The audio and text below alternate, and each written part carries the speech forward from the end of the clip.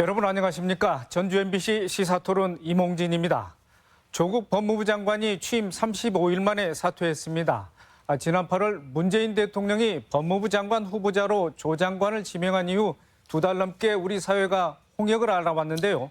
오늘 시사토론에서는 조국 장관 사퇴로 인한 전북의 민심을 짚어보고 이번 논란이 우리 사회에 던진 메시지와 과제는 무엇인지 이야기 나눠보겠습니다. 오늘 함께할 토론자 3분 모셨습니다. 네, 우선 조국 장관 사퇴에 대한 3분의 의견을 듣는 것으로 이번 토론 열겠습니다. 네, 검찰개혁 전주 촛불 국산 추진위원장 나오셨습니다. 네, 서울과 전주에서 열린 촛불 집회 많이 참여하셨을 텐데요. 네, 어떻습니까? 네. 우선 조국 장관 사퇴에 대해서 조국의 드라마가 이렇게 35일 만에 막을 내릴지는 몰랐습니다. 왜냐하면 대학 교수 시절부터 검찰개혁을 평생에 과업으로 믿고 살아온 분이 이렇게 낙엽처럼 쉽게 떨어질 줄은 몰랐습니다. 그러나 이것이 결코 조국에 대한 소위 검찰, 그리고 언론, 그다음에 수구, 자유, 한국당의 승리라고는 결코 생각지 않습니다. 참고로 저희 검찰개혁 전주 촛불은 지난 10월 4일과 14일 전주에서 한 150여 분이 참여하는 가운데 검찰개혁 촛불 집회를 개최했고요. 앞으로도 검찰개혁이 완수될 때까지 깨어있는 시민과 더불어 촛불을 계속 이어갈 생각입니다. 고맙습니다. 네. 네, 조국 문재인 퇴진 국민행동 조형곤 간사님 자리에 함께하셨습니다. 네. 네, 조 대표님께서도 촛불 집회에 나가셨을 텐데요. 네, 네. 어떻습니까? 촛불 집회도 보고 또 광화문 집회도 다 봤습니다. 저는 이번에 조국 사태는 정치 최악의 상황을 연출했다. 이렇게 생각을 합니다. 거짓 위선 오만으로 정치를 해보겠다고 덤벼든 조국은 그야말로 국민의 그 심판을 받은 것이지 어찌 보면 본인이 스스로 물러날 수밖에 없는 상황을 만든 것이고요. 또 이렇게 국민적 분노와 함께 이번에 그 국민 분열을 불러일으킨 것은 아주 뼈아픈 실책이라고 저는 생각을 합니다. 특히 그 대통령이 그 촛불 집회에 나온 사람들을 나오게끔 독려를 한다거나 또 광화문 집회에 문재인 퇴진을 외쳤던 사람들에 대해서는 뭐 입장을 표명하지 않고 무시한다거나 이런 부분들이 그 정치가 국민을 화합하고 국가를 미래를 향해서 나가게 해야 되는 정치인임에도 불구하고 국민을 갈등을 최고조로 증폭시켰다라고 하는 점에서 그 매우 아쉽고 또 서운하고 그리고 이번 계기를 통해서 사실 국가가 정치에 대해서 다시 한번 생각해야 되는 어떤 그러한 계기를 맞는 것 아닌가 이렇게 생각해 봅니다. 네. 네, 전주교육대학교 사회교육학과 천호성 교수님 나오셨습니다. 네. 조국 장관이 사퇴한 게 지난 월요일 법무부에 대한 국정감사 하루 전이었지 않습니까? 사퇴 배경 어떻게 해석할 수 있을까요? 네, 여러 가지 아마 복합적인 원인이 있을 거라고 생각이 됩니다. 우선 조국 장관에게 가장 부담스러웠던 점은 완전히 정치가 실종된 상태에서 이런 국정이 마비되어 있는 이런 상황이 부담으로 하나 작용됐을 거라고 보여지고요. 이런 것들은 아마 대통령의 국정 운영에도 상당한 부담으로 작용했을 겁니다. 그다음에 또 하나는 가족인 정경심 교수님의 어떤 그 건강 문제 이런 것들을 보면서 아마 가장으로서 또 고민을 하지 않을 수 없었고요. 또 본인이 주장했던 대로 불쏘시개의 역할을 자기는 하겠다 이런 얘기를 했었는데 지금 현재 국민들이 전부 여기에 대해서 관심을 갖고 검찰 개혁이 필요하다라고 하는 필요성을 충분히 인지된 상태이기 때문에 아마 자기 역할을 다했다 이런 생각을 하면서 아마 사퇴를 하지 않았나 이렇게 생각합니다. 네. 조 교수님, 민주당의 지지율도 하강세 추세 속에 이것도 뭐 사퇴 배경으로 해석할 수 있지 않겠습니까? 상당히 압박감으로 작용했을 거라고 봅니다. 왜냐하면 내년 4월에 지금 총선을 앞두고 있기 때문에 민주당으로서는 굉장히 이 문제가 심각하게 받아들여질 수 있는 여지가 있기 때문에 조국 장관 입장에서는 어떤 국정 지지율이나 정당 지지율하고 뭐 굉장히 밀접하게 관련해서 생각할 수밖에 없었다는 점 분명하다고 봅니다. 저는 그 대목에서 굉장히 유감스러운데요. 왜냐하면 이 조국 장관이 온갖 본인이 정의를 얘기하는 사람, 뭐 정의의 수호천사 역할을 자임했던 사람 아닙니까?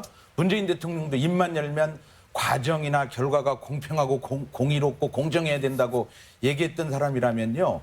국민 여론과 상관없이 본인들이 정의라고 생각했으면 지켰어야 되는 거예요. 그런데 표가 떨어질 것 같으니까 바로 사퇴시킨 거거든요. 이건 정의를 외친 사람, 정의는요. 10%만 지지율이 10%만 남더라도 이건 정의롭다고 주장해야 되는 겁니다. 저는 이 대목에서 이번 문재인 대통령과 조국 장관 같은 경우는 가장 정의롭지 못한 가장 비열한 정치적 결정을 했다. 저는 이렇게 생각합니다. 아니 지지율과 정의하고 무슨 상관이 있습니까? 정의는 정의인 것이지요. 제가 잠깐 네. 말씀을 좀 드려야 할 것 같아요. 네. 우선 이번 조국의 사태가 뭐 정치적인 최악의 사태다라고 말씀을 하시고 뭐 공론을 분열시킨 장본인이 아니냐라고 말씀을 하시는데 저는 그와 정반대로 생각합니다. 왜냐하면 우선 그런 판단 자체가 이 나라의 검찰과 가장 막강한 무소 불위의 권력을 가지고 있는 검찰과 수구 보수 언론의 검언 유착에다가 자유한국당을 포함한 수구 정당의 3자 연합에 의해서 사실상 이게 난리가 아니었어요. 난리로 만드는 것은 언론이었습니다. 보세요. 조국 청문회 시작한 이래 한 달 사이에 이 건이 언론에서 11,800건이나 보도가 됐다고 그래요. 한 달 만에. 그러니까 사실은 언론이 장난을 친 거예요. 그렇게. 사람들로 하여금 맞아. 지금 검찰 개혁하려고 하는데 이렇게 되니까 뭐 광화문 집회 해야죠. 당연히. 그래야 자기 뭐 존재가 나올 거 아니에요. 그러다 보니 그 여론과 이런 것 속에서 지지율 문제도 그래요. 저는 그 여론과 지지율에 대한 평가와 해석이 저는 다르다고 생각을 해요. 별 수 없이 선거를 하는 사람들이라 지지율 때문에 움츠러들고 하는 부분들은 현실적인 부분이지만 실제적으로 그런 것 또한 검언 유착에 의해서 불가피하게 일종의 TKO 패를 당한 것이다. 그러나 이거는 거기서 다시금 조국이 아닌 민이 스스로 일어날 수 있는 이제는 조국 없이 민이 일어날 수 있는 원천적인 기반을 만들어 놓은 위대한 사건이라고 생각을 해요. 잠깐만요. 근데 그 대목에서요. 네. 아니 언론이 네. 18,000건의 보도를 할 때는요. 네. 그러니까 예컨대 거짓을 보도한다거나 그래서 조국을 몰아내기 위해서 사실이 아닌 거를 보도를 했을 때는 그럴 수 있어요. 그런데 지금 보세요. 조국 일가의 옹동학원 비리에 대해서 우리 최산 위원장님이 다 알고 계실 국산입니다, 거예요. 국산. 죄송합니다. 네. 국산 위원장님이 네. 아실 거예요. 그다음에 또 사모펀드가요. 민정수석을 하면서 알았던 취득한 정보를 가지고 옹동학원에서 각종 건설 공사 대금을 안 주고 부도를 내고 그런 부분에서 각종 죄송합니다. 잠깐만요. 제가 말씀한 다음에 하십시오. 네. 그런 의혹들이 꼬리에 꼬리를 물고 있었고요. 의혹이에요, 의혹. 아니 그러니까 의혹이죠. 의혹도 검찰이 의혹입니다. 만든 의혹이에요. 아닙니다. 사실입니다. 그리고 또 사실인 것 확인 안 됐어요? 조국 딸 문제는요. 잠깐만요. 조국 딸 문제는요. 국민적 공분이 거기서 일어난 겁니다. 국민적 공분이라고 하면 안 되죠. 아니죠. 일부 소수의 학부모들은요. 조국 딸을 사태를 경험하면서 부부 교사를 만나지 않은 사람들은 과연 동양대 표창장이나 서울대 인턴 위조라든지 이런 게 다 사실 아니에요. 거짓이라는 아니 어떻게 그게 거짓이라고 보십니까? 언론의 사실이죠, 사실. 언론이 그래서 기레기 소리를 듣는 거예요. 잠시만요. 두 분. 네. 토론을 시작한 지 몇 분 지나지도 괜찮네요. 너무나 이제 토론이 이제 가열된 것 같습니다. 아니 뭐 이제 두 분 네. 공방이 검찰 개혁이냐 또는 조국 퇴진이냐 또 진보냐 보수냐 양측의 이제 상반된 주장 이런 주장을 해서 지금 광장 정치가 시작된 거 아니겠습니까? 네. 또 이런 민심이 광장으로 몰린 거 또 여기에 대해서 우리가 주목할 대목이 있는 것 같습니다. 물론 조국 사퇴를 두고 또 조국 장관의 가족 문제는 지금 현재 사법기관이 수사를 하고 진행하는 거니까 그건 그대로 좀 놔두고 조국 사퇴에 대해서 우리는 어떻게 해석을 하고 또 민심을 어떻게 우리가 또 바라봐야 되는지 그런 부분에 토론을 좀 집중해 줬으면 좋겠습니다. 네, 네. 그래서 우리 네. 정 교수님, 네, 이게 국론 저는- 분열, 진영 네. 논리, 세대 분열, 네. 우리 사회 곳곳에 갈등과 분열, 대립 양상이 지금 확연하게 드러났지 않습니까? 네, 네. 그럼 어떻게 보고 계십니까? 그러니까 이게 사실은 이제 공정이라고 하는 잣대에서 아까 정의롭지 못하다 뭐 이런 말씀도 하셨지만 우리가 어떤 맥락이나 상황을 전체적으로 보면서 이런 것들을 이해해야 될 것 같아요. 굉장히 뭐 저는 특정한 어떤 뭐 조국이라고 하는 사람을 두둔하거나 어떤 특정한 정당을 두둔하는 게 아니라 정치란 타협의 산물이고 상호 대화와 토론을 통해서 더 옳은 방향을 찾아가는 이런 상황이란 말이에요. 그런데 현재 공격을 하고 있는 쪽에서 본다면 흔히 말하는 적폐 세력의 한 중앙에 있었던 사람들입니다.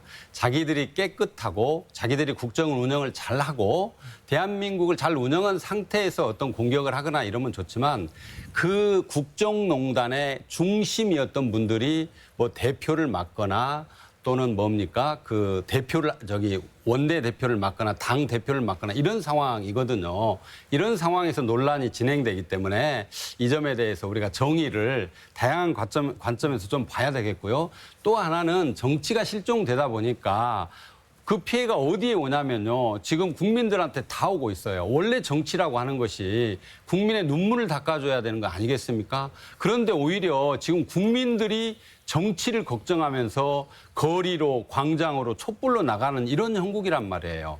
그래서 지역 간 갈등, 계층 간 갈등, 세대 간 갈등들이 굉장히 심화되고 있는 이런 상황들을 우리가 종합적으로 보면서 이제는 좀 거시적인 관점, 이런 관점에서 이런 문제를 좀 해결할 수 있도록 어떤 뭐라고 할까요? 정치권은 정치권대로 또 언론은 언론대로 우리 사회에 많은 역할을 하시는 분들의 지혜와 중지를 모아야 될 때가 아닌가 저는 이렇게 생각합니다. 예. 부연하자면요. 뭐 그냥 보완하자면 저는 진영 논리 자체도 언론이 조장해서 만들어내는 경향이 많다. 그 다음에 아직 이 나라의 민주주의의 성숙도가 아직은 그렇게 역사가 짧고 약하기 때문에 실질적으로 다름에 대한 존중보다는 자기에 대한 옳음 이외에는 나머지는 배척하는 결코 그것을 존중하거나 있는 그대로 보아줄 수 없는 정도의 좀 척박한 토론 문화 이 부분이 실질적으로 우리의 지금 그 전반적인 대한민국의 민주주의의 문화의 수준을 아직 좀 발목 잡고 있다. 그중에 실제적으로 가장 핵심에서 실질적으로 배후 조종이라 할 수 있는 지금이야 표현한다면 그게 바로 검찰이다. 노태우 정권 이래 그야말로 무소불위의 정권으로 권력으로 발돋움한 검찰 개혁이 왜 필요한가, 얼마나 중요한가가 사실은 오늘 시사 토론의 초점이 되어야 하고 조국 문제나 이런 부분들은 그것의 한 변두리로 놓고 봐도 됩니다. 일단 조국은 이번 검찰 개혁의 희생양으로 불쏘시개로 그렇게 간 것에 대해서 아쉽지만 아마 더 검찰 개혁이 조금 더 전진하기 위한 의미 있는 낙마라고 생각합니다. 예. 지금 국위원장께서는 이번 조국 사태는 검찰 개혁이 핵심이다. 그럼요. 이렇게 정리를 해주셨고요. 네, 조 대표님. 네. 문재인 정부 출범에는 전북도민의 힘이 막대하지 않았습니까? 그렇습니다. 이번 조국 사태에서도 퇴진을 반대하는 목소리가 높았습니다. 네. 전북의 민심 어떻게 보십니까? 네.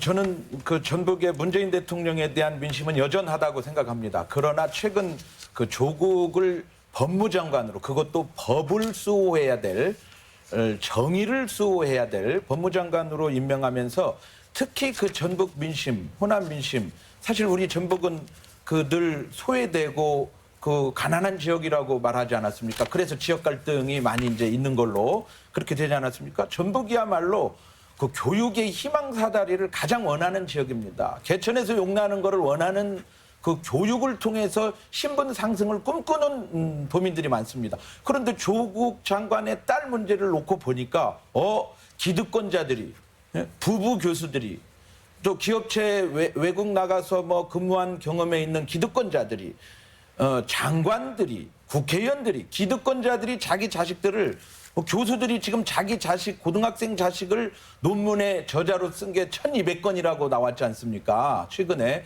그런 부분에 대해서 전북도민들은 가장 크게 민감하게 반응을 했다. 그래서 문재인은 지지할지라도 조국은 안 되겠다라고 민심이 변한 겁니다. 그래서 바로 이 조국이 자진 사퇴하게 된 배경 아니었나, 저는 이렇게 생각해 보고 있습니다. 청 교수님. 네. 청 교수님께서 서초동 집회 현장에서 뭐 민심을 읽을 수 있다 이렇게 말씀하셨는데요. 네. 그렇지만 아무래도 서울하고 또 이 지역의 민심 좀 네. 온도차가 있습니까? 어떻게 네, 보십니까? 사실 조금 있다고 봐야죠. 저도 뭐 서초동 집회도 가보고 상황도 한번 보고 그랬습니다. 앞에서도 말씀을 하셨지만 일단 우리 전주를 중심으로 한 전라북도는 이명박 정권과 박근혜 정권 때 가장 홀대를 받은 지역이었습니다. 그 상황이 전국에서 가장 높은 지지율을 보내준 계기였지 문재인 대통령이 좋아서 꼭 했다라고만 볼 수는 없거든요. 이런 상황 속에서 이번 정부에 거는 기대가 어느 지역보다 우리 전라북도는 강했습니다. 이런 입장에서의 조국 그 상황을 맞이하는 것하고 또 서울하고는 다르죠. 그래서 서울 집회에서는 역시 서초동이라고 하는 상징적인 곳에 간 이유도 바로 검찰 개혁의 핵심이었고요. 우리 전라북도 같은 경우에서의 지금 민심을 보면 굉장히 아쉽다. 뭔가 좀 안타깝다. 이런 의견들이 좀 많고요. 뭔가 이번 기회에 새롭게 우리 교육을 포함한 우리 사회 개혁들이 좀 중단되지 않고 가야 되지 않을까라고 하는 그런 요구들이 여전히 우리 전라북도에 많이 남아 있는 걸로 보여집니다. 예. 제가 좀 이어서 그럽니다. 네. 제가 먼저 여쭙겠습니다. 네, 서울의 경우에는 대학생들 집회가 많았지 않습니까? 반면에 이제 전주에서는 젊은 층의 집회 열기가 다소 이제 떨어졌다 보는데 현장에서 집회를 주도하신 우리 위원장께서 제 생각에는요. 제가 보기에는 서울의 대학생들이 참여했다고 하면은 아마 다수는 광화문 집회로 갔어요. 정작 서초동 집회에 나왔던 저 대학생 단체 대표는 뭐냐면 한국대학생 진보연합이라는 단체가 나와서 공연도 하고 발언도 하고 집회도 하고 이랬거든요. 왜냐하면 실질적으로 조국을 반대하고 싫어하는 젊은 층들, 지금 대학생들, 뭐 상대적인 박탈감, 어떤 상실감 때문에 조국 안 된다, 조국 반대를 계속 외쳤던 친구들이 서초동에 올 리는 없어요. 아마 갔으면, 많이 모였다면 저는 광화문으로 갔을 거라고 좀 생각을 하고요. 그다음에 지금 우리 조 대표님이 말씀하시는 중에 뭐 문재인은 괜찮은데 왜 조국 같은 저런 금수저를 이렇게 장관에 임명해서 왜 이렇게 전라북도의 민심을 흔들려 놓고 이러느냐. 그건 실패작이다 이렇게 말씀을 하시는데 실질적으로 검찰에서도 조국이 문제가 있으면 조국을 직공했어야 맞아요. 없어 아무리 털어도. 그래서 비겁하게 그동안의 못된 수법으로 가정을 더군다나 매우 연약하고 아픈 병중에 있는 그 가정을 끊임없이 거의 뭐 그냥 제 생각에는 뭐 죽을 때까지 가보겠다 이런 아주 정말 없어져야 할 그 나쁜 관행으로 일을 풀어갔고요. 그리고 조국 장관의 그 뭐 아이들 자녀들의 이런 문제는 그것은 개인의 문제가 아니고 원천적으로 제도가 문제가 있었어요. 거기에 들어가는 사람이랑 누구나 그게 뭐 금수저든 흙수저든 그런 제도를 이용해서 하겠지요. 그 제도를 두고 문제를 삼아야지. 그럼에도 불구하고 조국 장관은 어떻게 했냐? 모든 부분에 대해서 다 잘못했고 젊은이들에게 상처를 준 것도 사과를 했어요. 그런 정도의 도덕적 인품과 인격을 가지고 있는 사람이에요. 안 해도 돼요, 사실 어떻게 보면. 그러나 어떻게 보면 실질적으로 그 정도로 자기를 내려놓을 줄 아는 정도의 품격이 있는 사람이다. 이런 생각이 들고요. 다른 한편 서울과 지역의 민심 말씀하셨는데 어떤 차이가 있는가? 저는 소위 검찰 개혁에 대한 민심의 차이는 없다고 보고요. 다만 이제 전주에서는 서울은 주로 그래도 조국 수호라는 부분이 반드시 때로는 검찰 개혁이 중심이냐 조국 수호가 중심이냐라고 헷갈릴 정도로 이렇게 된 데 비해서 전주는 아니다. 어떻든 아직 이해에서 뭔가 좀 결이 다른 부분을 보이는 이 부분에 대해서는 일단 접어놓고 초점은 조국을 수호하는 게 초점이 아니라 일단 검찰 개혁이다. 네, 다음 주제로 넘어가겠습니다. 네, 조국 사태가 2달 넘게 이어져 있는 동안 국정과 지역의 현안이 올스톱됐습니다. 여기에 따라서 또 이에 따른 또 파장도 만만치 않을 것 같습니다. 경제라든지 남북 문제, 예산, 또 내년 선거법 개정 문제, 또 우리 국정과 지역의 현안이 있는데 이런 부분에서도 좀 토론이 필요할 것 같습니다. 네, 정 교수님. 그렇습니다. 네, 사실 이번 그 조국 사태가 던져주는 게 저는 이제 요약을 한다면 한 3가지 정도의 개혁 과제를 던졌다. 첫 번째가 검찰 개혁입니다. 그래서 이 검찰 개혁 문제는 아까 말씀하신 그 내용들이 다 포함되지만 사실은 이명박 정권에서도 검찰 개혁 얘기를 했고 공수처 설치나 이런 부분을 또 박근혜 정부에서도 얘기했기 때문에 많은 우리 국민들이 검찰 개혁의 필요성을 인지해왔던 것이고 이번에 그 폐해를 정말로 많이 봤죠. 두 번째가 저는 교육 개혁이라고 생각을 합니다. 사실은 그 법을 위반한 건 아니었다 할지라도 조국 장관이 사과를 했듯이 그들만의 리그가 존재하고 불평등이 재생산되는 이런 사회적 구조를 만드는데 교육이 기여하고 있다라고 하는 것들을 사실은 알게 됐고 그것 때문에 많은 우리 국민들 그중에서도 젊은 학생들이 공부를 하고 있는 부분이 지금 이거입니다. 그래서 교육 개혁이라고 하는 측면에 과제를 잘 수행해야 될 것 같고요. 그다음에 3번째는 정치가 이렇게 실종되는데 저는 언론의 책임도 굉장히 크다고 봅니다. 예를 들어서 다양한 의견이 존재하면 거기에 국민들의 목소리가 어떤 내용들인지를 분석하고 정확하게 팩트에 기반해서 전달하는 이런 쪽에 어떤 언론이 기능을 잘 해줘야 되는데 어느 광장에 몇만 명이 모였는지 이런 굉장히 자극적이고 어떤 외향적인 것들에 좀 이렇게 치중해버린 그런 경향이 좀 있었습니다. 그래서 좀 더 팩트에 기반한 어떤 개혁 또는 어떤 사실 전달 이런 것들 쪽에 포커스를 맞추는 이런 방향으로 좀 가야 되지 않았었나 하는 아쉬움이 있습니다. 예, 정 교수님 세 부분에 대해서 말씀해 주셨고 조 대표님. 네, 저도 그 교수님 의견에 그 두 번째 특히 그 교육 문제에 대해서만큼은요. 이번에 정말 아주 뼈아픈 상처를 남겼다. 저는 이렇게 생각을 해봅니다. 입시에 있어서 수시와 정시라는 게 있습니다. 정시는 중학교, 고등학교 공부해가지고 하루 딱 시험 봐서 학력고사 혹은 수능시험 봐가지고 수능 점수 등급대로 이제 대학을 가는 게 정시고 수시는 그 정시를 보완해서 학교 생활기록부, 학교 종합 학종이라고 하죠. 학교 종합 생활기록부 이런 걸 가지고 대학을 가는 건데요.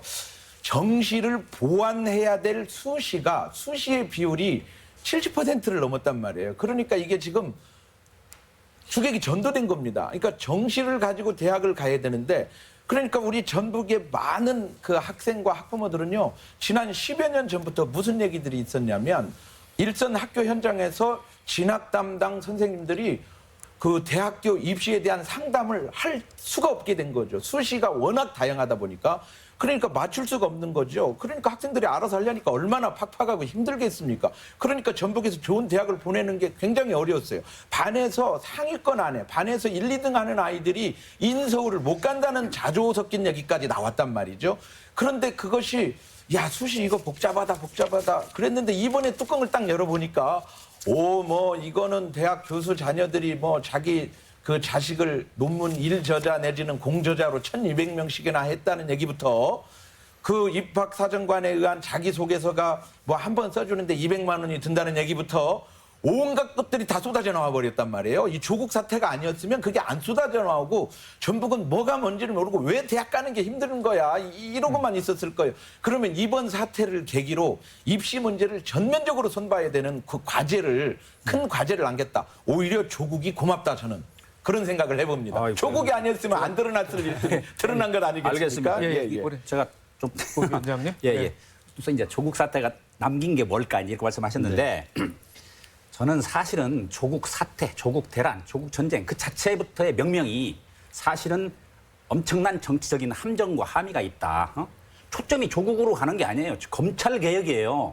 그런데 그렇습니다. 사람들은 조국을 갖고 이야기를 해. 조국의 도덕성 어쩌고 저쩌고. 도덕성 얘기할 거 없어요. 사실은 그런 거 나중에 얘기를 하더라도 실질적으로 결과적으로 보면은 조국 사태를 표현을 그렇게 했으니까 조국 사태를 보면서 우리가 확인할 수 있는 것은 검찰 개혁이라는 것이 얼마나 지난한가. 소위 무소불위의 권력인 검찰. 얘는요, 검찰은 지들이 갖고 놀 만한 정권할 때는 바닥에 겨요. 괜찮아요. 박근혜, 이명박 때. 근데 이번에 이렇게 그야말로 실질적으로는 그렇지 않음에도 불구하고 언론과 같이 덩달아서 뭐 언론을 뒤에서 배후 조정했다고 봐야겠죠. 그렇게 해서 나라가 완전히 갈라지고 그렇게 해서 뭐 국정이 마비되고 했다고 하는 것 자체가 얼마나 지나친 여론의 언론의 장난인가. 네, 이제는 이제 조국 장관 사태가 남긴 과제에 대해서 한번 다시 토론을 해봐야 될 것 같습니다. 그만큼 전자에 우리 던져진 문제점이 많기 때문에 과제도 쉽게 손에 잡히는 것 같습니다. 특히나 이번 조국 사태로 인해서 진영 간 세대 간 분열화가 심해지고 있습니다. 합리적 보수, 개혁 보수 같은 중도층이 정치에 등을 돌리고 있는 이런 상황. 네. 글쎄요, 민주주의의 실종, 정치의 실종이라고 볼 수 있는데 어떻게 세 분 어떻게 생각하시는지 우리 조 대표님께서 말씀해 주십시오. 저는 그 국민이 정치에 등을 돌리게 된 이유가 뭔지를 생각해야 정확한 진단을 해야 처방이 나오게 마련 아닙니까? 저는 이 지금 우리 토론을 보더라도요, 정치는 국민들한테 정확한 정보를 주고 비전을 제시할 줄 알아야 됩니다. 그런데 진영 논리의 입장에서만 계속 토론을 반복하는 문제, 이건 자꾸 국민들이 그 정치를 등을 돌리게 하는 거죠. 민주당이나 자유한국당이나 계속 진영 논리만 가지고 반복을 하면 결국은 국민들은 등을 돌리게 돼 있거든요. 저는 이 조국 사태가 남긴 과제, 정치 부분에서 과제를 본다면 단언코 현재와 같은 선거법으로는 새로운 대한정당이 나올 수가 없다라고 하는 거죠. 지금 뭐 연동형 비례대표제를 얘기를 하고 있지만요. 그렇게 되면 3% 최소 비례대표 의석을 얻을 수 있는 3%가 5%로 상향되는 거죠. 기존 정당의 입장만 더 강화하는 거죠. 정당 보조금제를 완벽히 폐지를 해서 새로운 정치 세력이, 새로운 신인 정치인들이 대거 등장할 수 있도록 만들어줘야 되는데, 기존 그 여야 정치인들은 자기들의 그 기득권을 지키는 데 몰두해 있어요. 싸우다가도 자기들 기득권 지키는 데는 딱 한 목소리를 내거든요. 그래서 그런 어떤 제3의 정치 세력이 출현하는데 우리 국민적 관심을 쏟아야지 이 오래 반복되는 30여 년간 반복되는 보수 진보의 그 진영 논리 새 대결을 종식시킬 수 있지 않을까 이렇게 생각을 해봅니다. 네, 저는요, 고 의원님. 어느 사회나 다양한 목소리가 있고 다양한 이해관계에 얽혀서 나름대로의 집단과 이것을 이루고 삽니다. 정치적인 소위 그 이념적 그 스펙트럼이라고 할까요? 다양하죠. 저는 극좌부터 좌, 중도좌파, 중도우파, 우파, 극우파 다 있어야 좋다고 생각하고요. 문제는 아까 말씀드린 대로 서로 간에 서로를 존중해 줄 아는, 진영 논리에 빠져서 나머지는 다 없애버려야 해. 제대로는 아니야. 이런 것이 아니라면 다양한 목소리가 중요하다고 보고요. 마찬가지로 지금도 개인적으로 생각하는 부분은 지금 이제 검찰개혁 부분이 조국 장관이, 전 장관이 법무부라는 자리에 수장으로 있으면서 진두지휘를 실질적으로 했어야 할 판인데 이러저런 뭐 그 여론 몰입 어떤 이런 것들 때문에 불가피하게 청와대와 여당이 감당을 못하고 이렇게 이제 내려놓게 됐는데요. 이제는 국회로 갔어요. 공수처 문제, 검경 수사권 조정 문제. 그래서 이번 주 토요일부터는 아마 그 깨어있는 시민들이 여의도에 가서 이제 일종의 정치 개혁의 문제가 되겠죠. 다른 걸 몰라도 일단 이 검찰 권력이 이렇게 살아있어 갖고는 실질적인 대한민국의 실질적 내적 민주화 과정은 한 단계 업그레이드 되는데 매우 어려움이 있다. 그래서 그런 부분에 대해서 이제 저는 뭐 국회의원이라기보다는 정치업자라고 표현을 하는데 아무튼 좀 정신을 차리도록 하는 것은 답은 민에게 있다. 민에게 답이 있다. 민이 깨어나야 하고 민이 소리쳐야 하고 대의제 민주주의로는 온전한 답을 다 실현할 수 없기 때문에 직접 민주주의적 우리의 어떤 활동 이게 뭐 집회가 됐든 시위가 됐든 뭐 다른 여태 기자회견이 됐든 이런 방식으로 해서 지금 조국 장관과 문재인 정부가 어떻든 귀중한 시점에 내놓은 이 검찰 개혁이라는 부분을 이제는 그냥 용두사미가 되지 않도록 좀 네. 네, 정 저는 교수님. 이제 네. 완전히 정치가 실종돼 있는 이 상황에서 좀 정부 여당이 정치력을 좀 제대로 좀 발휘해야 될 때가 오지 않았나라는 생각을 하면서요. 그간의 적폐 세력의 중앙에 서 있던 야당도 정말 얼마나 중차대한 시점입니까? 국제적으로 지금 한일 간의 경제 갈등 문제, 또 남북 간의 우리 민족의 운명이 결정되고 있는 그런 중차대한 시점에 정말 국정의 발목을 잡으면서 이렇게 진영 논리로 계속 끌어들이고 아무것도 할 수 없는 상황을 만드는 이런 상황이 됐는데 이때야말로 대통령과 어떤 정부 여당의 정치력이 좀 필요한 때가 아닌가 이런 생각을 해봅니다. 네. 네, 지금까지 조국 사태에 관한 다양한 시각과 파장 또 우리에게 남겨진 과제에 대해서 짚어봤습니다. 끝으로 오늘 못다 하신 말씀이나 강조하고 싶은 말씀 마무리 말씀으로 토론자들로부터 들어보겠습니다. 네, 먼저 우리 국 위원장님. 저부터 할까요? 어쨌든 이번 조국 사태가 남겨놓은 또 우리에게 맡겨진 과제는 저는 검찰 개혁이라고 생각을 해요. 그래서 검찰 개혁의 핵심은 검찰이 수사권, 기소권, 영장 청구권 모든 것들을 한 손에 쥐고 있기 때문에 문제가 되는 거거든요. 그래서 검경 수사권 조정 문제. 두 번째, 검찰을 통제할 수 있는 부분 중요한 부분이 공수처지요. 그래서 공수처 설치. 그다음에 오늘 아침에 어제 문 대통령이 발표한 검찰에 대한 감찰권 강화. 이 부분이 제대로 이루어져서 검찰이 국민 위에 군림하는 검찰이 아니라 국민을 바르게 섬기는 헌법적 기관으로 바르게 도약할 수 있도록 그런 기회로 민들이 일어서 주기를 바랍니다. 네. 부 대표님. 검찰 개혁 얘기를 오늘 뭐 강도 높게 얘기해 주셨는데요. 저는 검찰 개혁이야말로 가장 지름길은 정치권이 검찰을 좀 손을 대지 않아야 된다.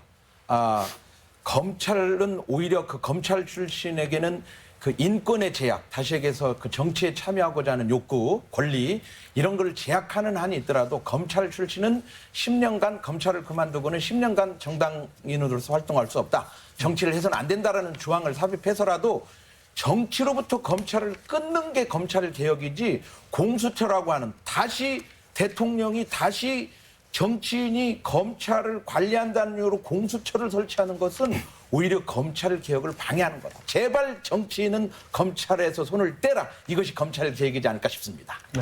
정 교수님. 네, 약 2달간 완전히 정치가 실종돼 버렸습니다. 국민의 눈물을 닦아주는 정치가 아니라 국민들이 정치를 걱정해야 되는 그런 상황이 되어 있습니다. 우리는 과거로 되돌아갈 수 없습니다. 우리 앞에 주어진 검찰 개혁, 교육 개혁, 언론 개혁 이런 개혁들을 중단 없이 진행해 나가야 할 것입니다. 우리 국민들이 이번 기회를 통해서 행여라도 정치에 무관심을 보이면 절대 안 됩니다. 플라톤은 정치에 무관심을 두었을 때 받는 벌 중에 하나가 자기보다 못한 사람들의 지배를 받는다고 이야기를 하였습니다. 이제 국민들이 내년 총선에 어떤 사람을 뽑아야만이 개혁 실종된 정치를 복원해서 대한민국의 미래를 향해 나아갈 수 있는지 정말 똑똑히 보면서 현명한 선택을 해야 할 것입니다. 네. 조국 사태가 우리 사회에 많은 과제를 남겨줬습니다. 검찰 개혁의 필요성에 힘을 실어주기도 했고 편법을 이용한 교육 문제와 사회적 갈등도 부각됐습니다. 이번 사태를 통해 드러난 문제를 잘 극복해서 우리 사회와 정치권이 한층 성숙하는 모습을 보여주길 기대합니다. 오늘 순서 여기까지입니다. 끝까지 지켜봐 주신 시청자 여러분, 토론에 적극 임해주신 출연자 여러분 고맙습니다. 내주 이 시간에 다시 뵙겠습니다.